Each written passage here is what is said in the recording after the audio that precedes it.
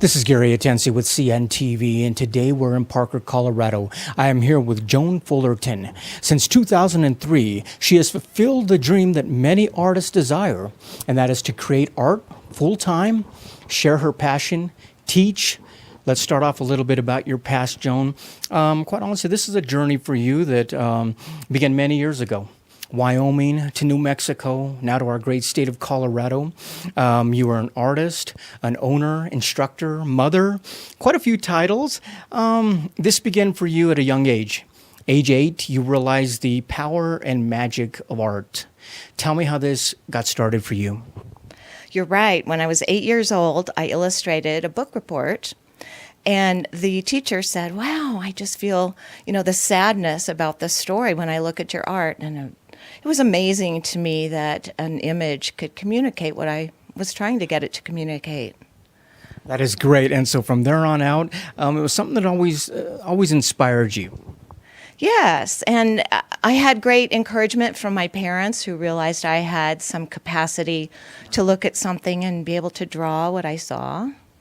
I mean, for centuries, art has really reflected, and we've been able to see the world within art. Yet, if somebody actually were to look at a piece of art, do you almost think they can be taken away from this world and transported somewhere else? Definitely. I have always known that my teaching made a difference because students would tell me, but I wasn't so sure that my art had that same ability to make a difference in the world. But now I get letters from people who say, I've had this illness and the painting that I bought from you just uplifts me every day I see it. So that is amazing and very rewarding. That is very rewarding. When I look at your art, I see much use of color. Vibrant color. Many artists would almost say a risky use of a color. Do you try to challenge yourself when you're at the easel? And what is the atmosphere around you while you're working? Well, I call myself an intuitive painter, and this is because I begin without any destination in mind. I just want to see where the paint takes me. And while I used to be a painter who used lots of very high chroma, meaning bright color, now I find that I have color in my work, and it might be a little unusual, but I do rely a lot on neutral colors to make the areas that are colorful more important. You basically were a college instructor up to 2003 in Wyoming. When people are getting ready to work on a project, is there actually preparation that takes place almost mentally, or even research that you feel takes place before you move forward? Well, in previous ways that I have worked, I have done some research before, and I've learned how to do academic drawing and painting, so I can make anything look like what I see. But now what I'm teaching and what I'm painting is more about trying to paint things that are not seen by the eye, but maybe more the emotional quality that a scene or an idea might bring.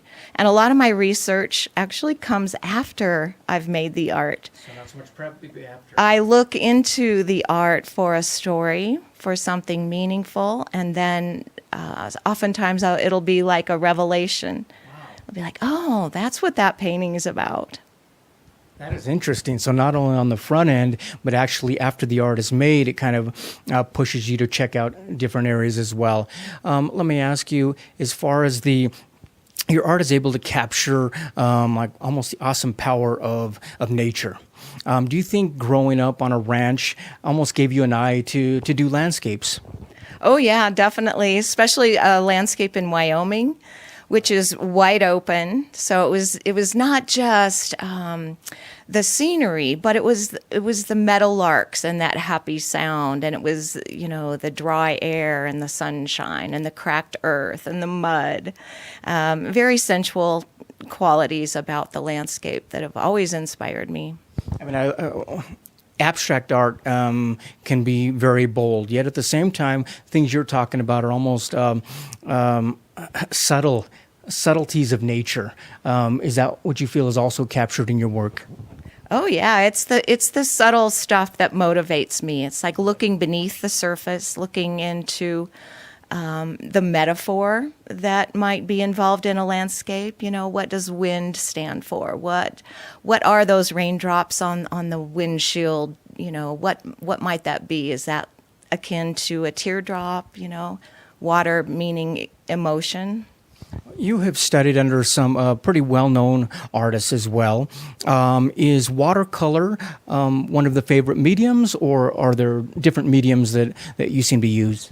I started with watercolor, and I did study with many very prominent watercolorists and perfected that, pretty well. I was satisfied with how I could paint. But then I lost interest in it, and when I got a graduate degree, that was more in oil. I did very, very large canvases in oil. And then I became very sensitive to the toxins in oil paint, and now I rely on acrylic almost exclusively.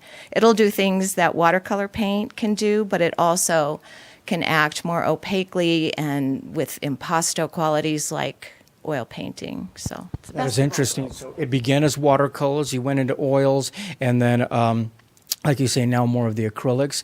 Let me ask you this: as a viewer stands in front of one of your pieces, what do you hope that they experience? Well, I don't really hope that they'll get the same thing that I get. I just hope that they will have a reaction, and hopefully a positive one. I would not like to think maybe that my art provoked uneasiness or anger, although, that's a possibility. And maybe not. Maybe it's not bad. It's a reaction. Like you say, basically, that's the beautiful thing about art, is that it really it creates something in each one of us rather unique. I mean, one person can take a look at this and get one thing, someone else something different. Is that kind of exciting for you to hear some of the stories, though, that people talk about when they experience your art? Sure, that's a lot of fun. And then, as we say in the art selling business, that the viewer is always right. It's like someone will say, well, I just love that creek. That looks like that one that's outside of Laramie, right? And I'm like, yes. You yourself, you have been taught by, like I say, many pretty much great artists. You've learned underneath them. Now you go on and you teach others. Is the teaching of others, is that something is almost as rewarding as the art itself? Oh my gosh, I am loving teaching so much. The response I'm getting from students just uplifts me, and we're building a community that's playful and like-minded, and just this encouragement I'm able to give them. I just feel like I'm doing the right thing. That is wonderful. Some of the workshops that you're able to provide here, what do you touch on? What are some of the topics that are a favorite of yourself as well as your students? Well, in addition to some technical issues and my approach to provoking images out of just abstraction, there are other things that artists encounter, like insecurities and procrastination and fear and, stuff like that. And so I think I have tools that helps them address not only the creation of the painting, but how to get inspired and stay inspired. That is great. Viewers, take a look at the bottom of the screen right there. What you're going to see is her website. Obviously, on the website, you're going to see some great art there. But you can also take a look at the schedule of workshops that she is able to provide. Check her out on Facebook, like it there. She's going to pretty much share with what's fresh off of the easel, and also let you know of what workshops are available out there as well. Joan, you have been able to really share your experience, your knowledge with people here locally and internationally. Due to the fact of technology, you can now share with people anytime they want. Share with me how online is something that you're kind of moving into. Well, I've had requests for online classes for several years now, and I finally put together some videos, and I'm going to have those available in an online course in January. And I'm so excited because this is going to be an opportunity for me to reach many more people. And they won't have to actually attend a workshop physically. They can do this class at their own time and pace, and it will be available to them once they pay for it, and they will have access to it for at least a year.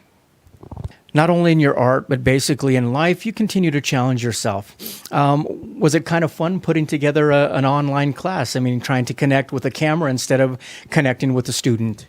Well, I have great respect for people who work behind the camera now because it's not so easy to just talk to a camera. But I think I was pretty good at it, given the fact I had such a wonderful company doing the producing of it.